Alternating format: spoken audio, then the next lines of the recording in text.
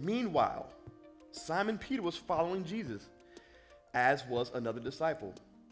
That Jesus was an acquaintance of the high priest, so he went with Jesus into the high priest's courtyard, but Peter remained standing outside by the door. So the other disciple, the one known to the high priest, went out and spoke to the girl who was the doorkeeper and brought Peter in. Then the slave girl who was the doorkeeper said to Peter, "Aren't you one of this man's disciples too? Are you?"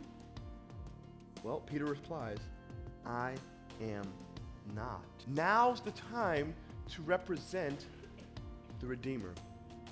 Peter misses the opportunity there. Peter very well could have said, "Oh, I am one of Christ's disciples," but Peter misses it. The question is, will you? Do you represent the Redeemer? Those of you that go to public school, are you different? Are you standing out? Are you set apart? Do you separate yourself from the crowd, or do you join in with the foolishness that goes on that we see every single day in our school system, even private schools? Romans 1:16 says it like this: "For I'm not ashamed of the gospel, because it is the power of God that brings salvation to everyone who believes, first to the Jews and then to the Gentiles." What do you resolve? Me, my choice? I'm going to represent the Redeemer.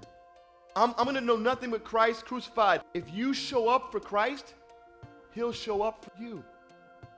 If you show up for Christ, if you stand up, if you stand tall, if you represent for Christ, Christ is going to represent for you, despite what challenges you face, despite what you're going through, whether it be in the public school system. Yes, they don't want you to pledge allegiance. Yes, they don't want us to be one nation under God, but I promise you, if you stand tall and stand strong for him, he's going to stand for you, because in the end, every knee will bow.